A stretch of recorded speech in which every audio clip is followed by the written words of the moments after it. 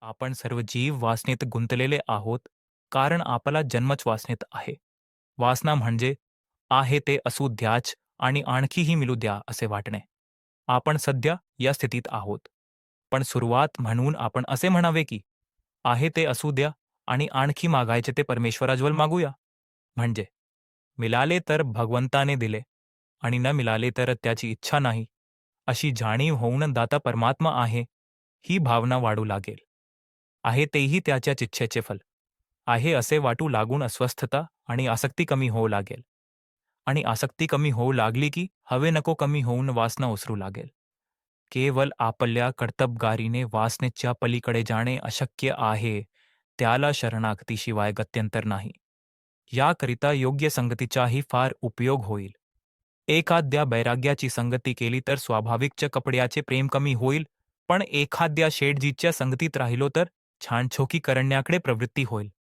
म्हणून अशा संगतीत राहावे की ज्यामुळे शरणागती यायला मदत होईल. शरणागती म्हणजे परमेश्वराला सर्वस्वी अर्पण होऊन राहणे.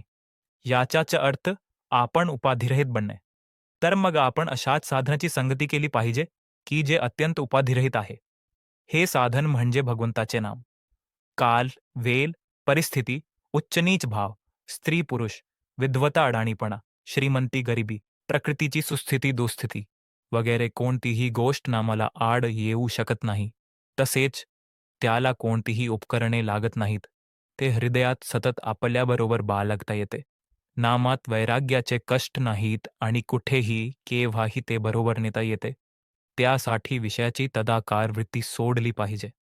भगवंत माझ्या मागे आहे अशी श्रद्धा राखली की वृत्ती विषयाशी तदाकार होत नाही.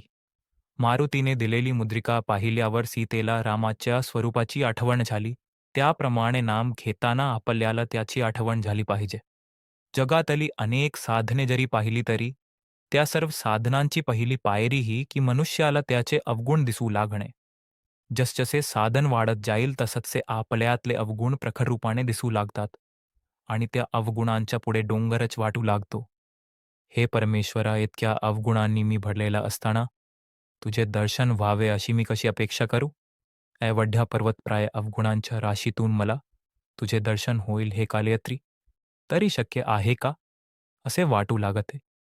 साधन करण्यापूर्वी रागीट माणूस कधी त्या रागाची खंत बाळगत नाही. किंबहुना तो अवगुण आहे हे मुली त्याला पटतच नाही. तो म्हणतो, व्यवहारात असा दरारा पाहिजेच, त्याशिवाय कसे चालेल? एक साधक मला म्हणाला की अलीकडे मला फार राग येऊ लागला आहे. वास्तविक तो राग आताच येऊ लागला असे नसून पूर्वीपासूनच त्याच्याजवळ होता. परंतु साधन करू लागल्यापासून त्याला जाणीव होऊ लागली आहे. किंवा क्रोध वाईट आहे हे आता त्याला कळू लागले आहे. इतकेच. एक लग्नाचा मुलगा होता. त्याने बर्याच मुली पाहिल्या, पण एकही त्याच्या मनास येईना. त्याचे आई-वडील कंटाळून त्याला म्हणाले, "तुला मुलगी पसंत पडू दे, मग आम्ही पुढचे काय ते ठरवू." ते काही मुलगी पाहायला बरोबर जात नसत. त्या मुलाची मोठी बहीण होती तीच त्याच्याबरोबर जात असे. एका ठिकाणाहून मुलगी पाहून आल्यावर मोठ्या बहिणीने त्याला विचारले, "कशी वाटली रे तुला?" त्यावर तो म्हणाल, "नाही बुवा आपल्याला पसंत." मोठी बहीण क्षणाक्ष होती. तिने फक्त त्याच्या तोंडासमोर आरसा धरला आणि विचारले, "या प्रतिबिंबापुढे कशी काय वाटते?" तेव्हा स्वच्छ आणि मुलीचे रूप त्याच्या ध्यानी आले आणि तो म्हणाला, "पुष्करण पुष्कळ बरी आहे."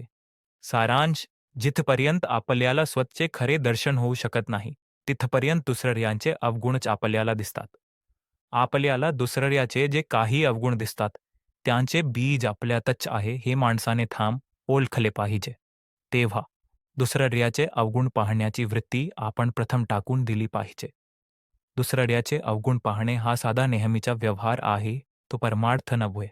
खरा परमार्थी जो असतो तो सतत आत्मपरीक्षण करीत असतो. त्याला दुसऱ्याचे अवगुण दिसतच नाहीत.